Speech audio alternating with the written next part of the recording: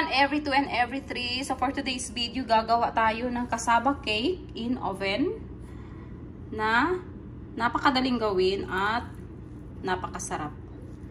Perfect pang merienda at i-partner sa kape. Ayan siya. So let's start baking.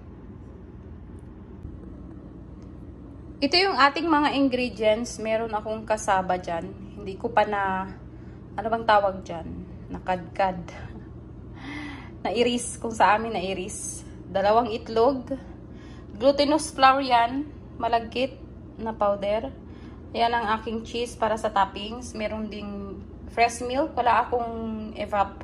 Fresh milk na lang. Yan yung isang can na condensed milk. At 2 lata na maliit ito. Maliliit ito na coconut milk, gata ng niyog. So, una natin gagawin, kakadkarin natin yung ating cassava. Dito sa mas maliit. May malaki pero dito ako sa mas maliit para pinong-pino siya.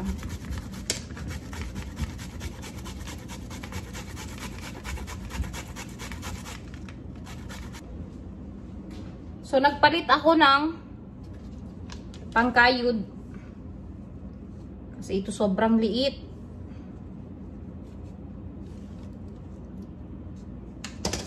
Itong gagamitin ko.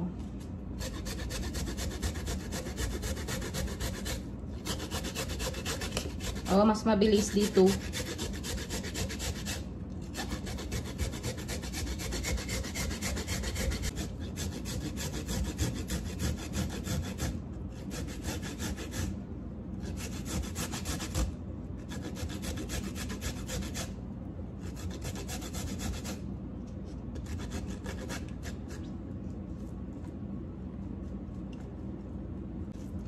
Then, pipigain lang natin siya ng bahagya.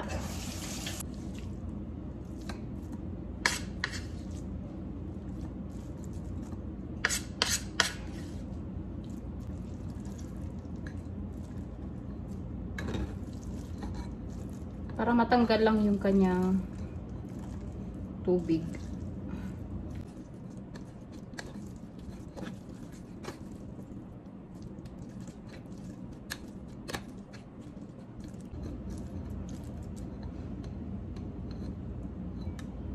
So, ayan na yung tubig niya. Tatapon na natin yan. Then, transfer na natin sa bowl. Lagyan natin ang gata. Coconut milk in can.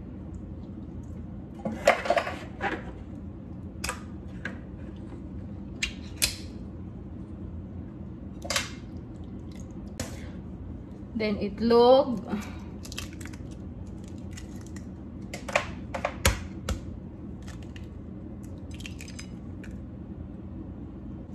Mix muna natin.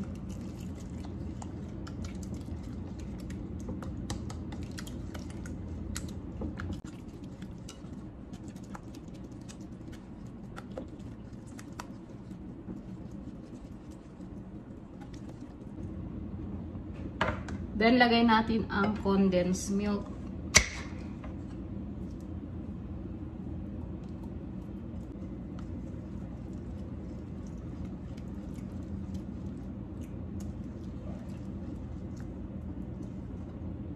Then, fresh milk.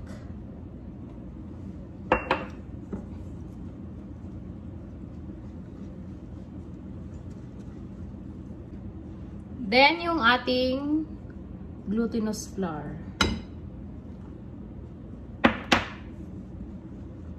Pwede rin namang walang glutinous flour. Pero kasi kakaunti yung aking cassava. Yung ating kamuting kahoy, kaya lalagyan ko ng glutinous flour.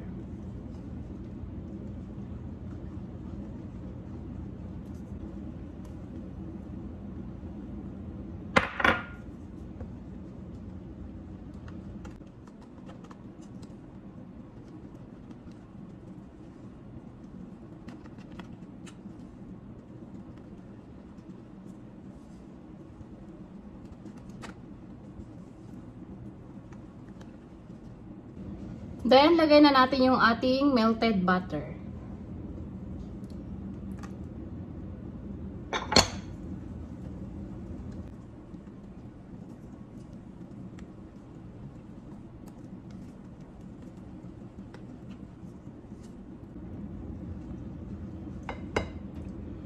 Yung half ng ating cheese, ay yung ating cheese na ilalagay ko yung half ng ating cheese. Tapos, yung iba sa toppings mamaya.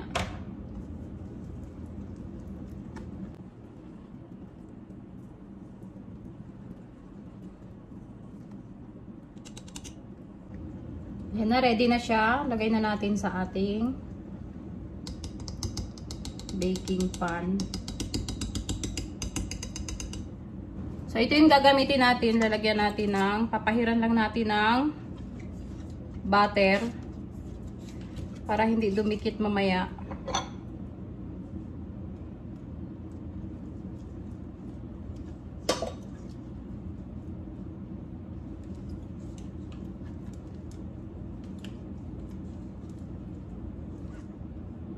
Then, lagay na natin ang ating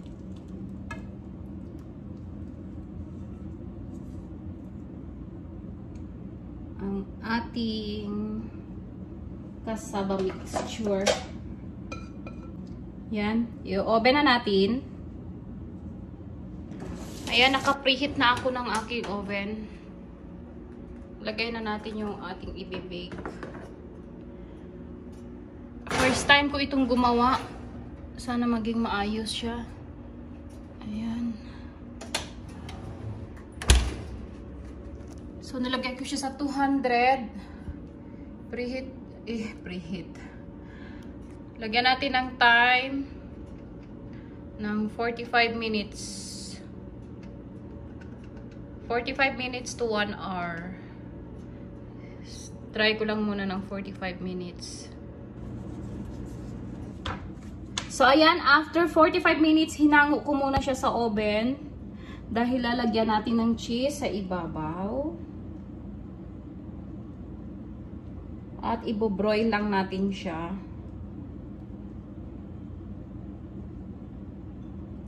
Luto na yan. I-broil lang natin yung cheese para mag-melt.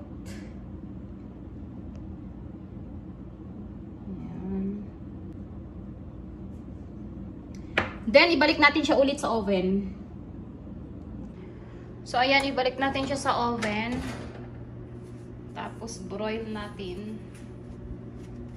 Iset natin sa taas ang apoy. Ito. Dito means taas. At ito. Ayan. Ayan, nasa taas na. Mga 10 minutes. 10 minutes set natin ng 10 minutes. So, ayan, after 5 minutes, nag-golden brown na yung ating cheese. So, pwede na nating tanggalin. Pwede na nating tanggalin sa ating oven. Baka mag-overcook na. Yan. Yan. OMG. Parang napadami ata ang aking cheese. Wow! Sarap! Wala pa nga, sarap na. Palamigin na natin ng kaunti para ma-slice natin. Antay lang tayo saglit.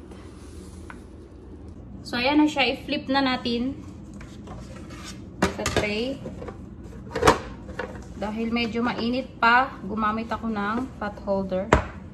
Flip. Oops. Ayan. Ayan yun sa kanyang ilalim. Then, i-flip natin ulit para yung magpaibabaw yung isa. Flip natin ulit. Oops. Tara! Naku! Sugat. 2 Dumikit! So, ayan, pwede na nating slice. Slice na natin. Oops. Hoy. Purol. Chang!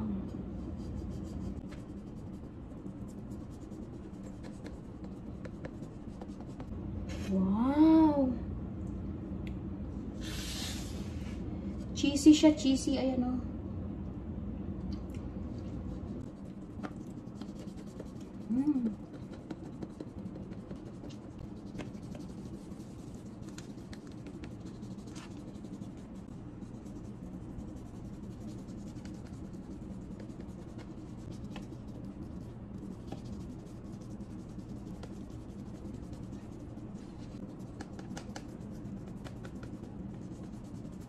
Para siyang pizza.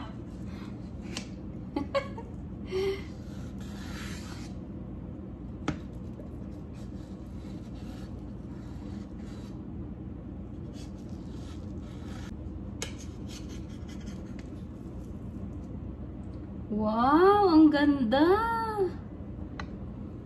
Ganda niya, OMG. Ayan.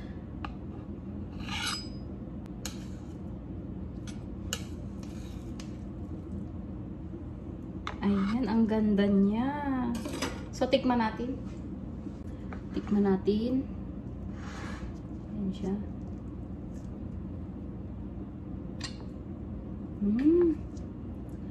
Ayan siya.